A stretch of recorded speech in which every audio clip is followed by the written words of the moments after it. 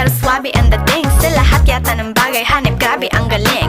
Chick na mahin, hindi makabasag tinggan, pero sa basketball tambak hindi ka papagbigyan. Di na niya kailangan ng gayuma para puso mo ay kanyang makuha. Di rin siya yung tipo ng babae na pantrip